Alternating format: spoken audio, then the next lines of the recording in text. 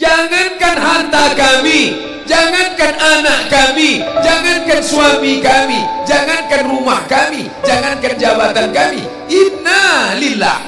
Diri kami ini pun milik Allah, bukan punya kami. Kalau dia yang punya, apa salahnya diambil? Maka ketika harta diambil, salah satu yang membuat manusia kehilangan ketika dia merasa memiliki. Ini punya saya, ini milik saya. Kalau orang sudah terlampau memiliki, maka ketika hilang muncul kekecewaan. Maka jangan pernah merasa memiliki hak mutlak. Ini rumah punya siapa?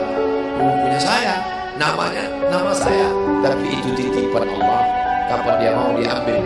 Kalau yang menitipkan mengambil, tempat penitipan barang, kita cuma tukang jaga. Pak, titip helm ya, ya, ini nomornya. Pak, titip mobil ya, ya, ini parkirnya. Pak, titip HP ya, ya, ini. Pak, titip tas ya, ya. Kita cuma penjaga barang titipan. Lalu ketika pemiliknya mengambil, kenapa marah? Orang bukan punya kita kok. Ketika salah sangka, makanya kita ini selalu sering salah sangka. Kita sangka punya kita, padahal bukan punya kita. Makanya ujung surat Al-Baqarah, baca setiap hari. Asar dibaca sekali, subuh dibaca sekali dalam maksurat. Lillahi ma fis samawati wa ma fil ardh. Itu bukan mantra. Orang baca cepat karena ingin mau baca cepat maksurat. Lillahi ma fis samawati wa fil ardh. Itu bukan mantra. Kita sedang diingatkan pagi sekali, sore sekali. Lillahi ma fis samawati wa ma fil ardh. Apa yang di langit, apa yang di bumi, lillah, bukan punya kamu. Kenapa? Kalau sampai kita katakan punya kita, lalu ketika dia hilang, kita stres, kita depresi. Orang yang kehilangan anak, dia tidak sedih. Kenapa? Karena itu pergi duluan, nanti dia akan menyusul belakang. Suami kehilangan istri, dia tak sedih.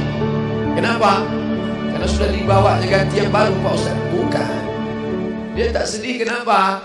Karena dia tahu nanti saya akan berjumpa dengan dia di tempat yang lebih kekal abadi. Sekarang kalau saya hidup sama-sama dia, dia tua, dia keriput, dia sakit, dia mati. Nanti saya berjumpa lagi dengan dia. Di mana? Di tempat kekal abadi yang tak pernah sakit, tak pernah mati. La yadkhulul jannata ajuzun. Nenek-nenek tak masuk surga. Menangislah si nenek tadi begitu jumpa dengan Nabi. Kamu kenapa nangis? Kata Nabi. Ya Rasulullah, aku tersinggung ucapanmu. Kau bilang nenek-nenek tak masuk surga. Kata Nabi, memang tak ada orang tua di surga. Kalau begitu aku tak masuk surga. Kamu masuk. Terus nanti kamu masuk, kamu jadi muda lagi. Orang di surga itu umurnya 30, 33, 30, 31, 32, 33. Kenapa umur itu? Kalau nenek-nenek masuk surga, di dalam surga banyak kenikmatan. Sedang di surga, di dunia dia tak bisa. Pergi hari raya ke rumah orang, makanannya kacang tojin. Umur 70 mau makan apa? Makanya orang masuk surga umur 30, 31, 32, 33. Kenapa? Itulah usia yang bisa menikmati. Oh, jadi maknanya bukan orang tua tak masuk surga. Jadi ketika orang melihat pasangan saya mendahului saya, karena Allah lebih sayang, dia pergi ke tempat yang lebih sayang daripada kita. Orang menangis tak berhenti, dia menganggap dia pergi, oh dimakan cacing tanah dia. Padahal dia sudah pergi ke tempat yang lebih sayang daripada kita. Kita sayang, tapi sayang kita temporer. Ibu sayang pada anaknya, berapa jam dia bisa sayang? Pergi dia bekerja, dia tinggalkan. Pulang dia bekerja, dia tidur, dia lupa. Berapa banyak anak-anak masuk ke tempat air panas gara-gara orang tua lupa menjaga, teledor. Berapa banyak anak yang jatuh cacat, orang tua yang katanya sayang, tapi sayangnya itu terbatas. Dia udah pergi ke tempat yang lebih sayang. Siapa dia? Bismillahirrahmanirrahim. Dengan nama Allah yang Maha Pengasih dan Maha Penyayang. Maka ketika ujian itu datang, ayat ini hilang. Saat ujian itu datang, ayat yang dikaji malam ini, hadis yang dikaji malam ini hilang, terbang, melayang, tak berkesan. Ada orang lain yang mengingatkan. Tadi pagi saya takziah. wajah sahabat saya ini ustaz, tapi tadi wajahnya lusuh. Turun, nampak dia sedang bersusah hati, maknya meninggal dunia. Saya bisikkan ke telinganya satu kalimat, satu ayat, inna lillahi wa inna ilaihi raji'un. Waktu datang, waktu mau pulang saya peluk kuat dia, inna lillahi wa inna ilaihi raji'un. Apa tak tahu dia ayat itu? Tahu, dia ustaz, dia sering menceramahkan ayat itu, dia hafal ayat itu. Kenapa ustaz ingatkan? Hari itu ayat itu hilang dari kepalanya. Yang terbayang adalah wajah ibunya yang dulu membesarkan dia 9 bulan 10 hari menyusukannya, 2 tahun membesarkannya, 9 bulan 10 hari mengandungnya, 2 tahun dia susukan, mengalir darah si ibu dalam badannya. Saat melihat ibunya terbujur kaku, hilang ayat itu, hilang hadis itu. Datang orang lain mengingatkan dia, ditepuknya bahunya, wabasyiris sabirin, berikan kabar gembira kepada yang orang sabar, alladzina idza asabatuhum musibah, ketika ujian itu datang, qalu, mereka berkata, inna lillahi wa inna ilaihi raji'un. Tapi tak semuanya tahan, tak semuanya kuat. Ketika ujian itu datang, as-sadmatul ula, innamas sabru fi sadmatil ula, pukulan. Ketika pukulan itu datang bergoncang. Berapa banyak orang bercerita, Pak Ustaz, ketika sampai berita itu rasanya lunak tanah ini dipijak, Pak Ustaz, bergoyang dunia ini, Pak Ustaz. Pukulan yang sangat kuat.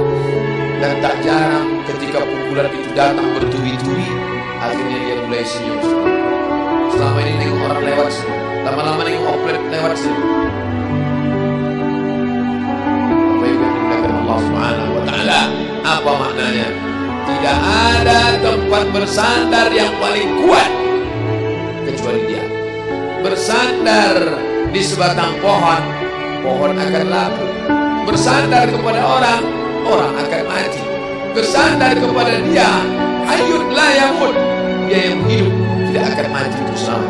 Ya hayyu ya qayyum ya bani as-samawati wal ard ya zal jalali wal ikram ya fa'alun lima yurid ya man arada amran innama amruhu idza arada syai'an ay yaqula lahu kun. Maka berserahlah kepada dia. Makanya selesai sholat tadi kita diajak imam berserah kepada dia. La ilaha illallah wahdahu la syarika lah, lahul mulku wa lahul hamdu yuhyi wa yumiit. 4 inilah yang membuat orang kuat.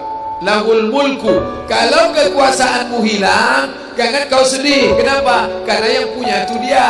Lahul mulku.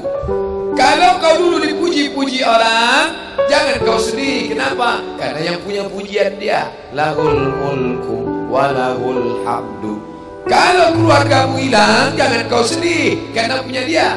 Yuhyi wa yumiit. Dia yang menghidupkan, dia yang memati.